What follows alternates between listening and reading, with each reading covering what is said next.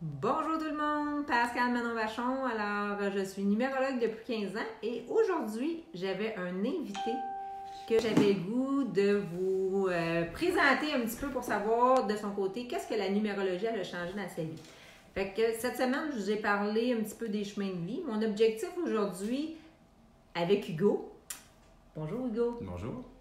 Ça va? Ça va bien toi? Oui. Ça fait quoi, 5-6 ans qu'on se connaît? Oui, 6 ans. 6 ans? Ouais. On a des comptes. Ça fait 6 ans qu'on se connaît, puis une des premières fois que j'ai rencontré Hugo, ben je ne sais pas c'est quoi vous pensez que j'ai fait. J'ai demandé « Hey Hugo, j'aimerais savoir ta date de naissance. » Je travaillais avec Hugo, et puis dans ce temps-là, dans un autre emploi auparavant, et j'ai fait sa date de naissance, puis j'ai dit « Hey toi Hugo, ton chemin de vie, t'es un 1. Et tu vas être un 1 toute ta vie, ça ne changera jamais, jamais, jamais. » Fait que en y expliquant, moi, dans le fond, mon objectif, c'est toujours de l'expliquer, d'aller chercher vraiment les forces de la personne. Et c'est ce que je démontre un petit peu dans mon mini-guide ici de numérologie. C'est quoi le 1? Fait que le chemin de vie 1, c'est la façon, dans le fond, qui est fait. Il est fait de rubis. Pourquoi que je l'ai fait faire de rubis? Pour justement aider le 1 à prendre confiance en lui, d'aller chercher sa force à l'intérieur de lui. Alors, Hugo, quand je t'ai dit que tu étais un 1 dans ta vie, puis je me souviens très bien, puis c'est rare, des fois, je ne m'en souviens pas de faire une consultation, mais là, je me souviens que je t'avais dit, tu es le même chiffre que Steve Jobs. Oui, ça a été un peu surprenant. C'est quelqu'un que j'admire, même s'il n'a pas juste fait des bonnes choses dans sa vie, quand même, c'est un innovateur. Puis en même temps, c'est vrai que dans ma vie, on m'a souvent reproché de démontrer un peu trop de confiance ou d'être surconfiant. Puis le pire, c'est que dans les faits, je ne suis pas sûr que c'est vrai. Donc je pense qu'il y a un peu de vérité dans le sens où est-ce que je semble dégager beaucoup de confiance, mais dans les faits, peut-être qu'il y en a des moments où est-ce que j'ai besoin d'aller chercher. Dans le fond, c'est ça le 1. C'est ça le 1. C'est parce que des fois, il manque de confiance en lui ou par moment, il y a un excès de confiance. C'est ça qu'il doit comme travailler à l'intérieur de lui pour essayer de mettre ça le plus en équilibre possible. Absolument. Puis je me souviens encore de ce que tu m'avais dit, dans le fond, parce que je finissais un cycle, je venais de quitter un emploi que j'étais depuis plusieurs années, là, une décennie quasiment.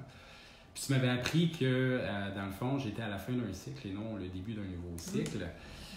Et puis, avec du recul, parce que là, ça fait déjà 5-6 ans, là, avec du recul, je peux te dire que, oui, j'ai réalisé qu'il y avait beaucoup de vérité là-dedans, parce que j'ai travaillé des années et des années à monter quelque chose dans une ancienne entreprise que j'ai laissé avant de récolter le fruit de mon travail.